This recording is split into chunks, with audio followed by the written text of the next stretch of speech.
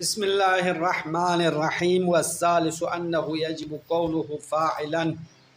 نقله ابن هشام عن الاکثرین وحيث اعرب فاعلا فهل عامله الفعل المحذوف او الظرف او المجرور الى آخر۔ کل سے ہم نے گفتگو شروع کی ہے، اگر ظرف و جار مجرور کے بعد کوئی مرفوع اسم آ جائے تو اس مرفوع اسم کا اعراب کیا ہونا چاہیے، وہ ترکیب میں کیا واقع ہوگا، آیا مبتدا قرار دینا چاہیے یا فاعل بنانا چاہیے۔ تو صاحب کتاب نے پہلے دو صورتیں بنائی ہے، ایک یہ ہے کہ ظرف و جار مجرور 6 چیزوں میں سے کسی ایک پر اعتماد کیا ہوا ہے، جیسا کہ نفی پر اعتماد کیا، استفہام پر اعتماد کیا، موصوف پر اعتماد کیا، تو اس کے بارے میں 3 اقوال ہے، ان میں سے 2 قول کل بتا دیا، تیسرا قول بھی بتا دیا تھا، اب وہ مکمل نہیں کر سکے، اس لیے ہم نے والثالث یعنی پہلی حالت کے 3 اقوال میں سے تیسرا قول ہے۔ پہلی حالت سے مراد یعنی ظرف و جار مجرور 6 چیزوں میں سے کسی ایک پر اعتماد کیا ہے، تو ظرف و جار مجرور کے بعد آنے والے مرفوع اسم کے بارے میں 3 نظریات ہے۔ پہلا نظریہ، اس اسم مرفوع کو مبتدا قرار دینا بہتر ہے، دوسرا نظریہ یہ ہے کہ اس کو فاعل بنانا بہتر ہے، تیسرا نظریہ یہ ہے کہ اسم مرفوع کو ظرف و جار مجرور کے لیے فاعل قرار دینا بہتر ہے، یعنی ظرف و جار مجرور کے لیے فاعل بنانا ہے یا فعل محذوف کے لیے۔ اب یہ بحث آج مکمل کرنا ہے، تو تیسرے قول والے کہہ رہے ہیں کہ اسم مرفوع کو فاعل بنانا واجب ہے، مبتدا نہیں بنا سکتے ہیں۔ اب یہاں پہ دوسرا سوال پیش آئے گا کہ آیا وہ فاعل خود ظرف و جار مجرور کے لیے فاعل ہے؟ چونکہ ظرف و جار مجرور فعل کا نائب ہے، استقرہ جو محذوف ہے اس کا نائب ہے اور معنی فعل کے نزدیک ہے، اس لیے فعل کے نائب ہونے کے طور پر ظرف کے لیے بھی فاعل قرار دے سکتے ہیں، یا فعل محذوف استقرہ کا فاعل ہے، اس میں اختلاف ہے، 2 نظریات ہے۔ تو صاحب کتاب کی نظر میں دوسرا قول قابل قبول ہے۔ دوسرا قول سے مراد یعنی خود ظرف و جار مجرور کے لیے مصنف کی عبارت کے حساب سے خود ظرف و جار مجرور کے لیے فاعل قرار دینا قابل قبول ہے، فعل محذوف کے لیے فاعل نہیں بنانا ہے، اور اس کی دلیل یہ ہے چونکہ اگر زید فی الدار جالساً پڑھے تو جالساً فی الدار کے بعد حال بنا کے منصوب بنائے تو یہاں پہ حال کو مقدم کرنا ممنوع قرار دیا ہے۔ تو اس سے پتہ چلتا ہے کہ اگر ظرف و جار مجرور کے بعد والا جو مرفوع اسم ہے اگر وہ فعل محذوف کا فاعل ہو،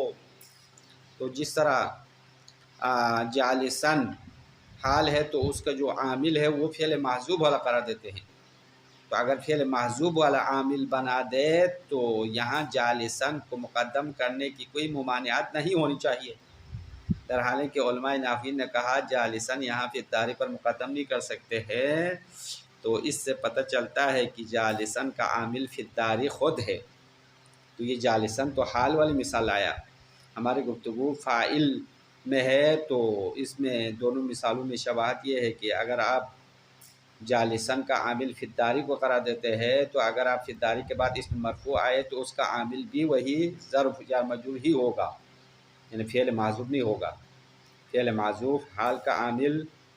اور اس جو بعد میں مرفوع اسم ہے اس کا فعل نہیں ہوگا، بلکہ مرفوع پڑھنے کی صورت میں ظرف و جار مجرور کا ہی فاعل بنے گا، منصوب پڑھنے کی صورت میں حال کا عامل خود جار مجرور خود ظرف ہی قرار پائے گا، اسی وجہ سے جالساً کو مقدم کرنا ممنوع قرار دیا۔ بس یہاں تک پہلی حالت کی تمام باتیں مکمل ہو گئی، یعنی ظرف و جار مجرور کسی چیز پر اعتماد کر لیا ہو 6 چیزوں میں سے ایک پر، تو اس کے 3 اقوال یہاں تک مکمل ہو چکا۔ اس کے بعد دوسری حالت بیان فرماتے ہیں، اگر ظرف و جار مجرور کے بعد مرفوع اسم آ جائے اور ظرف و جار مجرور نے کسی چیز پر اعتماد نہیں کیا، ظرف و جار مجرور سے پہلے نہ استفہام ہے، نہ نفی ہے، نہ ذو الحال ہے، کچھ بھی نہیں ہے، تو اس صورت میں بھی 2 نظریات سامنے آئے ہیں کہ جمہور نحویین اسم مرفوع کو مبتدا قرار دینا واجب قرار دیتے ہیں۔ یہاں پہ فاعل بنانے کی کوئی صورت نہیں ہے۔ جو بعد والا مرفوع اسم ہے وہ مبتدا مؤخر ہے اور جار مجرور خبر مقدم بنانا ہی پڑے گا، کوئی اور چارہ نہیں ہے۔ اما اخفش اور کوفیین یہاں پہ بھی دونوں وجہوں کو جائز قرار دیتے ہیں۔ فی الدار زیدون والی مثال ہے، فی الدار زیدون یا عندک زیدون، اس مثال میں کوفیین اور اخفش کا کہنا ہے کہ یہاں پہ زیدون کو فاعل بھی قرار دے سکتے ہیں اور زیدون کو مبتدا مؤخر بھی قرار دے سکتے ہیں۔ اب اخفش اور کوفیین اور دوسرے علماء میں اختلاف کی بنیاد یہ ہے چونکہ اخفش اور کوفیین مبتدا وصفی میں ان کا نظریہ یہ ہے کہ اگر وصف مبتدا ہو تو وہ بھی نفی و استفہام پر اعتماد کرنا شرط نہیں ہے۔ اسی طرح ظرف و جار مجرور کے لیے فاعل بنانا ہو تب بھی کسی چیز پر اعتماد کرنا شرط قرار نہیں دیتے ہیں، یعنی بغیر شرط کے فاعل بناتے ہیں، بغیر شرط کے مبتدا وصفی قرار دیتے ہیں۔ لیکن دوسرے علماء نے مبتدا وصفی بنانے کے لیے بھی اعتماد کی شرط رکھی ہے اور ظرف و جار مجرور کے لیے فاعل بنانے کے لیے بھی اعتماد کی شرط رکھی ہے۔ بس یہ اعتماد کی شرط رکھنا اور نہ رکھنے میں اختلاف ہے، تو اختلاف کی بنیاد اعتماد کی شرط رکھنا اور نہ رکھنے میں ہے۔ بس اسی بنیاد پر اخفش اور کوفیین کہتے ہیں چونکہ ہماری نظر میں ظرف و جار مجرور کسی چیز پر اعتماد ہونا شرط نہیں ہے، اسی طرح مبتدا وصفی کسی چیز پر اعتماد کرنا شرط نہیں ہے، اس لیے زیدن فی الدار زیدن میں زیدن کو فی الدار کے لیے فاعل بنا سکتا ہے۔ اقائم زیدن میں اقائم نہ پڑھے، قائم زیدن، سیدھا قائم ہی پڑھے تو بھی قائم مبتدا وصفی زیدن فاعل صد مصدر خبر قرار دے سکتے ہیں۔ اما جمہور نحویین یعنی اکثر نحویین کا نظریہ یہ ہے کہ ظرف و جار مجرور کے لیے فاعل بنانا ہو یا مبتدا وصفی بنانا ہو تو ایسے ہی نہیں ہوگا، بلکہ 6 چیزوں میں سے کسی ایک پر اعتماد کرنا ضروری ہے۔ وہ 6 چیزیں کل بتایا ہے، نفی پر، استفہام پر، موصوف پر، موصول یا ذوالحال اور مبتدا، ان 6 چیزوں میں سے ایک پر اعتماد ہونا چاہیے۔ بس یہاں تک یہ بحث مکمل ہو چکا ہے۔ اس کے بعد تنبیہ میں اسی سلسلے کا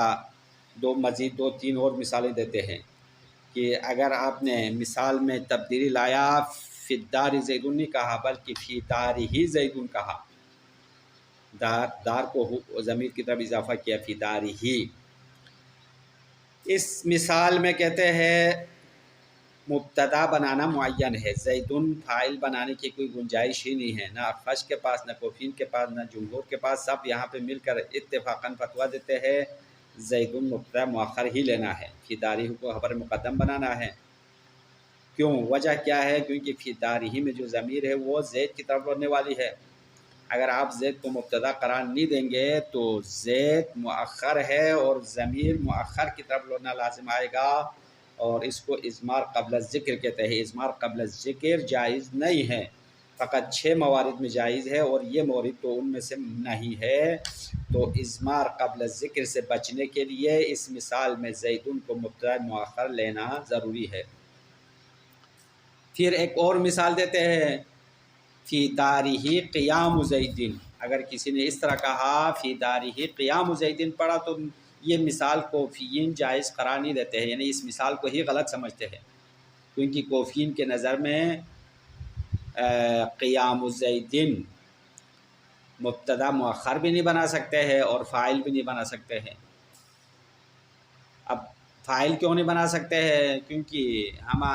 ہماری نظر میں صاحب کتاب کہہ رہے کہ جمہور نحویین اور ہماری نظر کے مطابق یہ کسی چیز پر اعتماد نہیں ہے، فی دارہ پہلے نفی استفہام پر اعتماد نہیں ہے، اس لیے قیام زیدن کو فی دارہ کا فاعل بنانا بھی غلط، اور قیام زیدن مبتدا مؤخر فی دارہ کو خبر مقدم بنانا بھی غلط ہے۔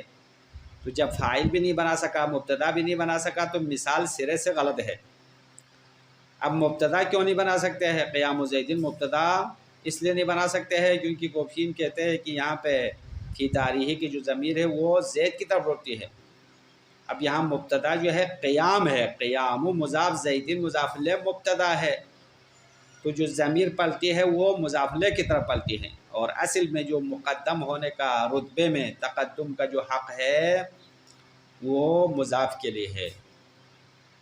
تو اس صورت میں یعنی رتبے میں تقدم ضمیر کے مرجع کے لیے حساب نہیں ہوا بلکہ اس کے مضاف کے لیے حساب ہو گیا ہے، اس لیے یہاں پہ بھی اضمار قبل ذکر لازم آئے گا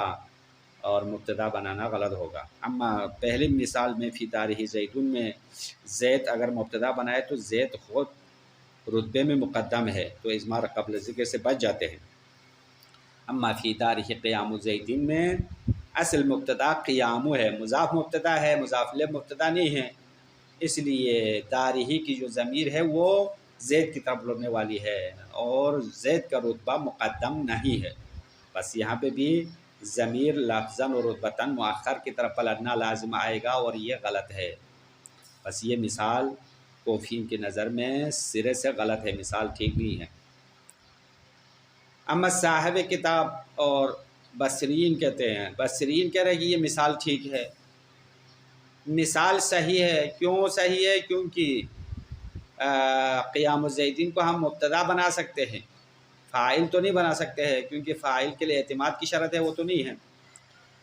اما قیام الزیدین کو آپ مبتدا بنا کے فی دارہ خبر مقدم قرار دینا اس لیے درست ہے چونکہ مضاف اور مضاف الیہ دونوں الگ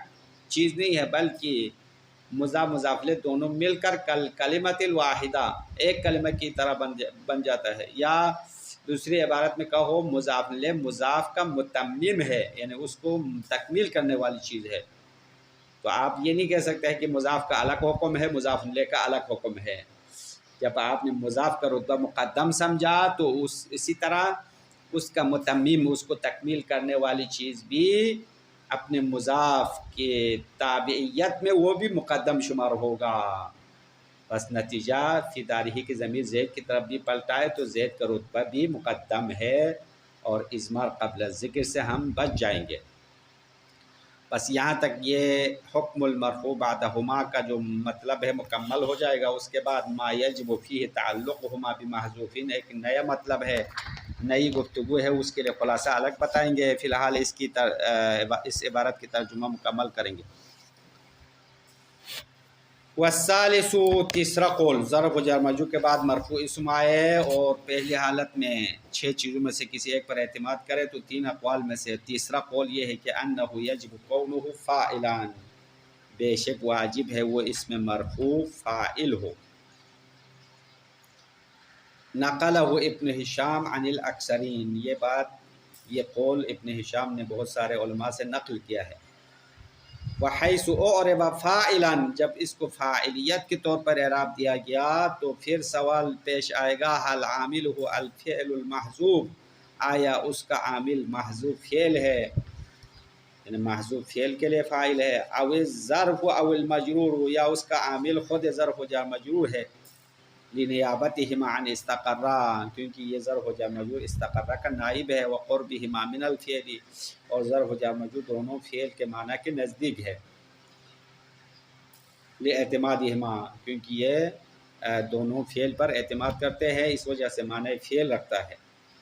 تو یہ علامت سوال لگائیے، حل استفہامیہ سوال ہے، اس کے سوال یہاں تک مکمل ہو گیا۔ تو سوال کا خلاصہ یہ ہوا ہے کہ جب آپ نے فاعل بنا دیا، اس میں مرفوع کو فاعل بنا دیا تو کس کا فاعل ہے، آیا فعل محذوف کا فاعل ہے یا خود ظرف و جار مجرور کا فاعل ہے، فیہ خلاف، یہ سوال کا جواب آ گیا کہ اس مسئلے میں اختلاف ہے، دو نظریہ ہے۔ والمذہب المختار الثانی، صاحب کتاب کی نظر میں پسندیدہ نظریہ دوسرا نظریہ ہے، یعنی ظرف و جار مجرور خود عامل ہے، اس میں مرفوع کا عامل خود ظرف مجرور ہے اور فعل معذوف کے لیے فاعل نہیں بنائیں گے۔ بدلیل امتناع تقدیم الحال فی نحو زید فی الدار جالسا، اب یہ خود ظرف و جار مجرور عامل ہونے کے لیے دلیل یہ ہے کہ چونکہ اگر آپ ظرف کے بعد کسی اسم کو حال قرار دے دے تو حال مقدم کرنا ممنوع ہے، بدلیل امتناع تقدیم الحال، حال مقدم کرنا ممنوع ہونے کی دلیل کے ساتھ فی نحو زید فی الدار جالسا والی مثال میں جالسا کو جب آپ نے حال بنا دیا تو اس کا عامل فی الدار خود قرار دیتے ہیں، اس لیے جالسا مقدم ہونا منع ہے۔ ولو کان العامل الفعل لم یمتنع، اگر پہلے قول کے مطابق عامل فعل محذوف ہو تو یہاں جالسا مقدم کرنا ممنوع نہیں تھا، اب جالسن مقدم کرنا ممنوع قرار دیتے ہیں، اس سے پتہ چلتا ہے کہ خود ظرف و جار مجرور عامل ہے، حال کا عامل ہے اور فاعل کا فعل ہے۔ اگر ہمارا گفتگو تو فاعل میں ہے، تو اگر فداری جالسن پڑھے تو جالسن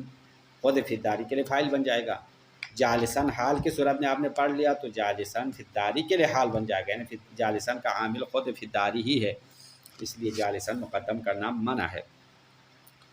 وَإِن لَّمْ يَعْتَمِدِ الظَّرْفُ أَوْ الْمَجْرُورُ، اب یہ دوسری حالت بتا رہے ہیں، ظرف و جار مجرور کے بعد مرفوع اسم ہو تو دوسری حالت یہ ہے کہ وہ ظرف و جار مجرور کسی چیز پر اعتماد نہیں کیا ہے۔ وَإِن لَّمْ يَعْتَمِدْ الظَّرْفُ أَوْ الْمَجْرُورُ، اگر ظرف و جار مجرور کسی بھی چیز پر اعتماد نہ کیا ہو، نہ نفی پر، نہ استفہام پر، نہ موصوف پر، کسی پر اعتماد نہ ہو فی الدار او عندک زیدون، فی الدار زیدون کا ہے جار مجرور کی مثال، یا عندک زیدون ظرف کی مثال، تو اس میں زیدون کا اعراب کیا ہونا چاہے؟ فالجمہور یوجبون الابتداء، تو اکثر نحویین اس کو مبتدا بنانا واجب قرار دیتے ہیں، والاخفش والکوفیون یجیزون الوجہین، اما جناب اخفش اور کوفیین دونوں وجہ کو جائز قرار دیتے ہیں، یعنی مبتدا بھی قرار دے سکتے ہیں، فاعل بھی قرار دے سکتے ہیں، لأن الاعتماد عندهم لیس بشرط، کیونکہ اخفش اور کوفین کے نظر میں اعتماد کرنا شرط نہیں ہے، ظرف میں بھی شرط نہیں ہے، مبتدا وصفی میں بھی شرط نہیں ہے، ولذا اسی وجہ سے یجیزون فی نحو قائم زیدون ان یکون قائم مبتدأ وزید فاعلا، اسی وجہ سے اخفش و کوفیین قائم زیدون میں جائز قرار دیتے ہیں کہ یہاں پہ قائم مبتدا بن جائے، مبتدا وصفی بن جائے، اور زیدون فاعل بن جائے، فاعل ساتھ مسد خبر کہتے ہیں کہ یہاں پہ قائم کسی چیز پر اعتماد نہیں ہے، پھر بھی مبتدا وصفی بنانا درست ہے۔ اما دوسرے علماء کہہ رہے ہیں کہ وغیرہم یوجب کونہما علی التقدیم والتاخیر، اما غیر اخفش اور کوفیین دوسرے نحویین ان مثالوں میں مبتدا خبر بنانا واجب قرار دیتے ہیں، اما مبتدا خبر مقدم مبتدا مؤخر ہونے کی بنا پر، یعنی مبتدا مؤخر آیا ہے خبر پہلے آیا ہے، وغیرہم یعنی غیر اخفش و کوفیین یوجب کونہما واجب قرار دیتے ہیں، کونہما یہ دونوں، یعنی دونوں سے مراد قائم زیدون، قائم زیدون مبتدا وصفی والے مثال میں مبتدا خبر بنانا واجب قرار دیتے ہیں، علی التقدیم والتاخیر مقدم اور مؤخر ہونے کی بنا پر، یعنی خبر مقدم مبتدا مؤخر بنائیں گے، مبتدا وصفی بنانے کی گنجائش نہیں ہے۔ اسی طرح ظرف و جار مجرور میں بھی یہی صورتحال ہے، ظرف و جار مجرور فی الدار زیدون میں بھی فی الداری کو خبر مقدم مانتے ہیں، زیدون مبتدا مؤخر مانتے ہیں، اما اخفش اور کوفین کہہ رہے کہ فی الدار زیدون میں دونوں جائز ہے، مبتدا بھی بنا سکتے ہیں، فاعل ساتھ مسد خبر بھی بنا سکتے ہیں۔ تنبیہ لا خلاف فی تعین الابتداء فی نحو فی دارہ زیدون، تنبیہ میں دو مثالیں پیش کر رہے ہیں، دونوں مثالوں میں گفتگو ہے۔ پہلی مثال یہ ہے کہ فی دارہ زیدون میں کوئی اختلاف نہیں ہے، اخفش کوفیین دوسرے نحویین میں کوئی اختلاف نہیں ہے، فی تعین الابتداء مبتدا معین ہونے میں کوئی جھگڑا نہیں ہے، فی نحو فی دارہ زیدون جیسی مثالوں میں، لأن لا يعود الضمیر علی متأخر لفظا و رتبۃ، تاکہ ضمیر لفظاً و رتبۃ مؤخر کی طرف نہ پلٹے، یعنی اضمار قبل ذکر لازم نہ آئے، اضمار قبل ذکر سے بچنے کے لیے فی دارہ خبر مقدم زیدون مبتدا مؤخر بنانا تمام علماء کے نزدیک معین ہے، کوئی اور چارہ نہیں ہے۔ ایک مثال یہ ہے، دوسری مثال کہہ رہے ہیں فَإِن قُلْتَ فِي دَارِهِ قِيَامُ زَيْدٍ لَمْ يُجِزْهَا الْكُوفِيُّونَ الْبَتَّةً، اگر آپ مثال کو یوں پڑھیں کہ فی دَارِهِ قِيَامُ زَيْدٍ اس کے گھر میں زید کا قیام ہے، تو یہ مثال کوفیین یقینی طور پر جائز قرار نہیں دیتے ہیں، لم یجزها الکوفیون البتہ، یعنی کوفیین اس کی اجازت نہیں دیتے ہیں، یعنی یہ مثال سرے سے غلط ہے۔ کیوں غلط ہے؟ اما علی الفاعلیہ فلما قدمناہ،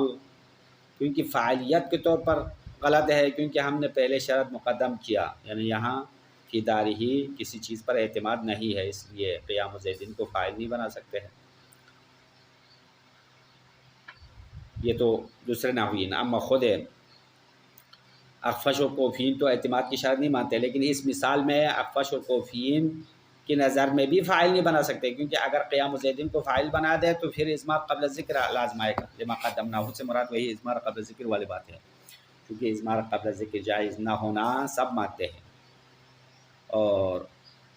اعتماد والی شرط تو دوسرے نحویین مانتے ہیں، لیکن اخفش اور کوفین نہیں مانتے ہیں۔ پس فلما قدمناہ سے مراد وہی اضمار قبل ذکر والی بات ہے۔ اضمار قبل ذکر کی وجہ سے قیام الزیدین کو فی تاریخ کا فاعل بنانا درست نہیں ہے۔ وَأَمَّا عَلَى الْإِبْتِدَائِيَّةِ، اما مبتدا ہونے کی بنا پر قیام الزیدین مبتدا فی تاریخ خبر مقدم بنانا یہ غلط ہے، کیونکہ فَلِأَنَّ الضَّمِيرَ لَمْ يَعُدْ عَلَى الْمُبْتَدَا، کیونکہ اس مثال میں ضمیر مبتدا کی طرف نہیں پلتی ہے، بل علی ما اضیف الیہ مبتدا، بلکہ اس چیز کی طرف پلتی ہے جس کی طرف مبتدا اضافہ ہوا ہے، یعنی قیام کی طرف، قیام اضافہ ہوا ہے زید کی طرف۔ ہاں، پس ضمیر فی دارہ قیام کی طرف نہیں پلٹتی ہے بلکہ زید کی طرف پلٹتی ہے۔ والمستحق للتقدیم انما هو المبتدا،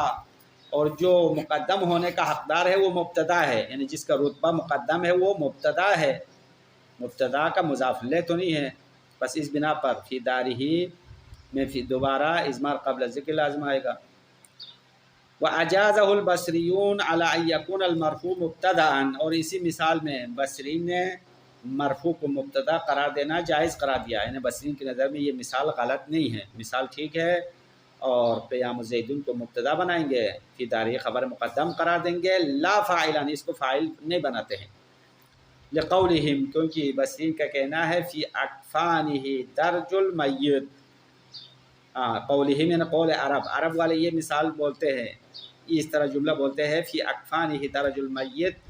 اس کی کفن میں میت کو داخل کیا یا داخل کرنا۔ بس اس مثال میں بھی فی اکفانہ میں جو ضمیر ہے وہ میت کی طرف پلٹتی ہے، درج مضاف ہے، المیت مضاف الیہ ہے، ضمیر مضاف الیہ کی طرف پلٹتی ہے، اور فی اکفانہ کو خبر مقدم، درج المیت مبتدا مؤخر بنا سکتے ہیں۔ بصرین کا کہنا ہے وَإِذَا كَانَ الْاسْمُ فِي نِيَّةِ التَّقْدِيمِ، جب کوئی اسم نیت میں مقدم ہو، یعنی اس کا رتبہ مقدم ہو، تو كَانَ مَا هُوَ مِن تَمَامِهِ كَذَلِكَ، تو وہ چیز جو اس اسم کو تمام کرنے والی ہے وہ بھی اسی طرح مقدم ہے، یعنی مضاف الیہ الگ چیز نہیں ہے، یعنی مضاف الیہ مضاف کو مکمل کرنے والا ہے۔ تو جب آپ نے مضاف کا رتبہ مقدم سمجھا تو مضاف الیہ کا رتبہ بھی مقدم شمار کیا جائے گا۔ یہ بصرین کا نظریہ ہے اور یہ بھی معقول بات ہے، کیونکہ مضاف اور مضاف الیہ دونوں الگ چیز نہیں ہے بلکہ ایک چیز شمار ہوتی ہے۔ یہ بحث یہاں تک مکمل ہو چکی ہے، اس کے بعد اگلی گفتگو ہم آغاز کریں گے، مکمل تو نہیں کر سکتے ہیں۔ تو اگلی گفتگو ظرف و جار مجرور کے متعلق محذوف رکھنے کی بات ہے۔ تو متعلق کے بارے میں اس باب کی شروع میں بتایا کہ ظرف و جار مجرور چار چیزوں میں سے ایک کے ساتھ متعلق ہونے والے ہیں، یا فعل کے ساتھ یا شبہ فعل کے ساتھ، یا اس چیز کے ساتھ جو شبہ فعل میں تعویل ہونے والی ہے، یا ایسی چیز کے ساتھ جس کے اندر فعل کا معنی پایا جائے، یعنی معنی فعل کی بو ہو۔ اگر یہ چیزیں موجود نہ ہو تو متعلق محذوف رکھنا ہے، متعلق محذوف رکھنا ہے۔ تو متعلق محذوف رکھنے کی دو صورتیں ہیں، ایک دفعہ متعلق محذوف رکھنا واجب ہے، دوسری صورت جائز ہے۔ اگر متعلق محذوف رکھنا واجب ہو اور وہ افعال عموم میں سے ہو تو اس کو ظرف مستقر نام رکھتے ہیں، اصطلاح نحو میں ظرف مستقر۔ بس ظرف مستقر ہونے کے لیے دو شرط ہے، متعلق محذوف رکھنا واجب ہے اور وہ متعلق محذوف افعال عموم میں سے ہے۔ افعال عموم وہ افعال ہے جو فقط کسی چیز کے وجود پر دلالت کرنے والا فعل ہے، ایک خاص صفت پر دلالت نہیں کرنے والا ہے۔ اور افعال عموم چار افعال ہے، ٹوٹل چار ہے، مثلا وجدا، حصلا، ثبتا، کون، کانا، کون، وجود، ثبوت، حصول، یہ چار افعال افعال عموم کہلاتے ہیں جو فقط کسی چیز کے وجود پر دلالت کرنے والے افعال ہیں۔ اس کے علاوہ جتنے افعال ہیں وہ افعال خصوص ہے۔ افعال خصوص وہ افعال ہے جو کسی چیز کے وجود کے ساتھ ساتھ ایک وصف پر بھی دلالت کرنے والے افعال ہیں، مثلا ضربا زیدون، زید نے مارا، تو ضربا زیدون دو معنی پر دلالت کرے گا، ایک تو زید کے وجود پر دلالت کرے گا، کیونکہ جب زید موجود نہ ہو تو کیسے مارے گا، تو زید نے مارا ہے تو زید موجود ہے۔ دوسرا صفت ضرب پر بھی دلالت کرے گا، تو دو چیزوں پر دلالت کرنے والے افعال خصوص کہلاتے ہیں۔ تو اگر ظرف و جار مجرور کا متعلق محذوف رکھنا واجب اور افعال عموم میں سے ہو تو اس کو ظرف مستقر کہلائیں گے، اور متعلق محذوف رکھنا واجب ہونے کے موارد ابھی ہم گن رہے ہیں، 8 موارد ہے، 8 جگہوں پر، ٹوٹل 8 جگہوں پر ظرف و جار مجرور کا متعلق محذوف رکھنا واجب ہے اور افعال عموم میں سے ہونا چاہیے۔ اما اگر متعلق افعال خصوص ہو تو اس وقت متعلق محذوف رکھنا واجب نہیں ہے، اس کو ظرف لغو کہلاتے ہیں، اور متعلق ظاہر بھی کر سکتے ہیں اور محذوف بھی رکھ سکتے ہیں، واجب نہیں ہے ظرف لغو میں۔ اب 8 موارد سے فہرست ہم بتائیں گے، اس کے بعد کچھ عبارت کا ترجمہ بھی کرنا ہے۔ نمبر 1، ظرف و جار مجرور کسی اسم کے لیے صفت واقع ہو، جیسے کہ پہلے بتایا اگر نکرہ محضہ کے بعد ہو تو ظرف و جار مجرور نکرہ محضہ کے لیے صفت واقع ہوگا، جب صفت واقع ہو تو اس کا متعلق محذوف رکھنا واجب ہے۔ دوسرا مورد، ظرف و جار مجرور حال واقع ہو جائے، تو حال ہونے کا مورد بھی پہلے بتایا ہے، اگر معرفہ محضہ کے بعد آ جائے تو ظرف و جار مجرور اس معرفہ کے لیے حال بننا چاہیے، تو حال بننے کی صورت میں بھی متعلق محذوف رکھنا واجب ہے۔ تیسرا مورد،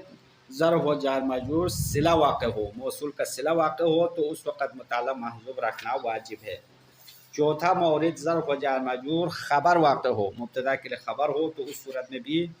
اس کا متعلق افعال عموم میں سے ہوگا اور محذوف رکھنا واجب ہوگا۔ پانچواں مورد، ظرف و جار مجرور نے اسم ظاہر کو رفع دیا ہو، یعنی اس کے بعد مرفوع اسم ہو اور اس کا فاعل بن جائے، جیسے کہ ابھی بحث ہم نے مکمل کیا،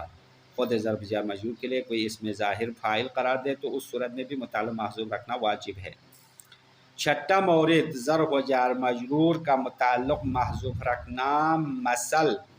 یعنی کہاوت میں، مثل میں، ضرب المثل میں یا شبہ ضرب المثل میں استعمال ہوا ہو، تو ضرب المثل میں تبدیلی جائز نہیں ہے، تو جس طرح اہل زبان نے مثل میں متعلق محذوف رکھا ہے، استعمال کرنے والے اسی طرح ہی استعمال کرنا پڑے گا، متعلق کو ظاہر کرنا جائز نہیں ہے۔ یہ چھٹا مورد ہو گیا۔ ساتواں، متعلق کا محذوف رکھنا تب واجب ہے جب اس کے بعد اس کی تفسیر ہو، علی شریطۃ تفسیر کی شرط پر